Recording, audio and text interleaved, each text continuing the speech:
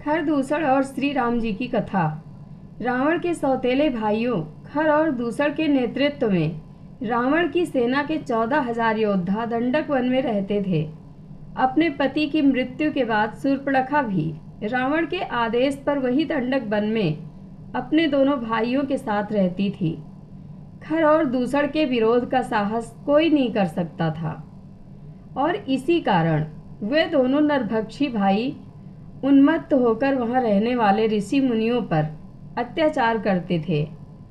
उसी समय श्री राम को भी वनवास प्राप्त हुआ और वे सीता और लक्ष्मण के साथ 14 वर्ष के वनवास को गए। पहले उन्होंने पंचवटी में अपना आश्रम बनाया, किंतु जब उन्हें राक्षसों के उत्पात का पता चला तो वे पंचवटी से दंडक वन चले गए और वहीं स्थायी रूप से रहने लगे। आज के महाराष्ट्र का नासिक शहर ही पुरातन काल में दंडकारण्य कहलाता था। आरंभ में उनका राक्षसों के साथ कोई विरोध नहीं हुआ और वे निर्विघ्न रूप से वहीं दंडकारण्य में निवास करने लगे। वहां रहते हुए उनके वनवास के 13 वर्ष समाप्त हो गए। एक बार रावण की बहन शूर्पणखा भ्रमण करती हुई श्री राम के आश्रम की ओर से गुजरी।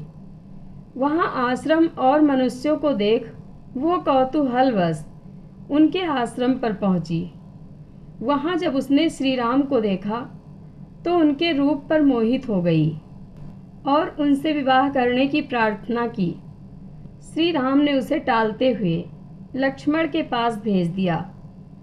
रूप में अपने भाई के समान लक्ष्मण को देखकर उसने उनसे भी विवाह का प्रस्ताव रखा, किंतु लक्ष्मण ने भी उसे टालकर पुनः श्री राम के पास भेज दिया। इस प्रकार बड़ी देर तक इधर उधर भटकने के बाद क्रोधित होकर वो राक्षसी माता सीता को खाने को लपकी। उनके प्राण संकट में देखकर लक्ष्मण ने तत्काल उनका प्रतिकार किया।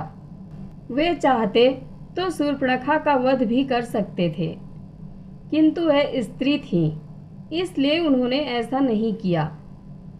किंतु उसके दुस्साहस के दंड स्वरूप लक्ष्मण ने उनकी नाक कान काट डाली। वहां से अपमानित होकर शूर्पणखा सीधे अपने भाइयों खर और दूसर के पास पहुंची और उन्हें अपना हाल कहा। ये सुनकर खर ने पहले 14 राक्षसों को श्री राम के आश्रम में उनका वध करने को भेजा। वे राक्षस सीधे श्री राम के आश्रम में पहुंचे, किंतु श्री राम ने केवल एक ही बाण से उन 14 राक्षसों का सर धड़ से अलग कर दिया। ये देखकर शूर्पणखा पुनः भयभीत हो अपने भाइयों के पास पहुंची। इस बार खर और दूसर स्वयं अपनी समस्त सेना लेकर श्री राम के आश्रम में पहुंचे। इतनी बड़ी सेना वहां आया देखकर लक्ष्मण ने श्री राम से कहा, भैया, प्रतीत होता है कि आपका पराक्रम देखकर भी राक्षसों को चेत नहीं हुआ है। आप आश्रम में रहकर भाभी की रक्षा करें। मैं अभी इनकी पूरी सेना को यमलोक भेज देता हूँ।